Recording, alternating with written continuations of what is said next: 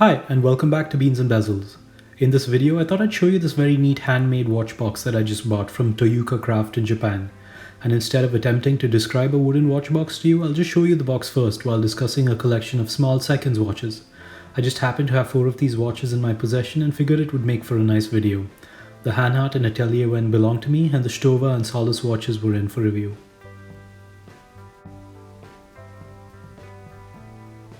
This watch is technically a pilot's watch and draws inspiration from Hanhart's pilot watch design from the 1950s. The overall appeal is a lot more rugged than your average Flieger watch, and it does share a lot of design elements with some trench watches and field watches too. This is the most sporty of the 4 watches and is one that I fell in love with after reviewing. The bracelet is one of the best I've experienced in a very long time. This watch has its second-hand sub-dial at the 9 o'clock position, and the dial color and railroad-style minute track are a reminder of the design's pocket watch origins. This is the Stowa Marine 36 and is a direct descendant of the brand's Marine Observation Pocket Watch or Deck Watch from 1939. This isn't as ruggedly built as the Hanhart, but is in no way less practical. The original Deck Watches were built to help localize ships at sea by correctly identifying their longitude based on the time difference between local time and Greenwich Mean Time.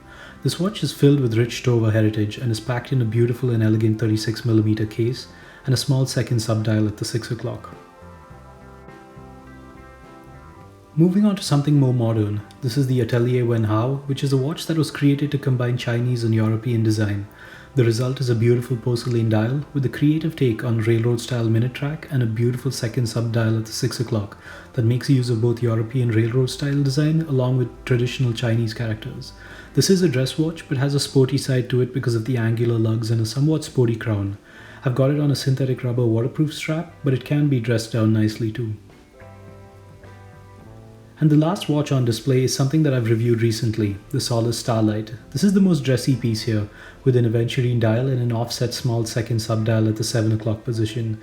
The appeal with this watch lies under the surface though, and is in their use of an affordable micro-rotor movement from Hangzhou, making this the first micro-rotor based watch under $500.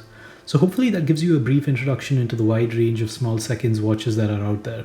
This dial layout has become somewhat of a favorite of mine of late, and I can see myself adding a few more to my own collection soon. But let's talk a bit about the actual box now. I accidentally came across this brand and loved their designs. This is entirely handmade, and the overall finishing is what you would expect from a meticulous Japanese craftsman. It uses felt-wrapped wooden blocks instead of pillows. These are then seated in the perfectly cut-out watch slots. This is more of a display box rather than a storage case. It does not use a metal hinge but a wooden one instead. But it's a lovely piece of desk furniture and makes for a beautiful resting place for my watches. I hope this was interesting, and thanks for watching.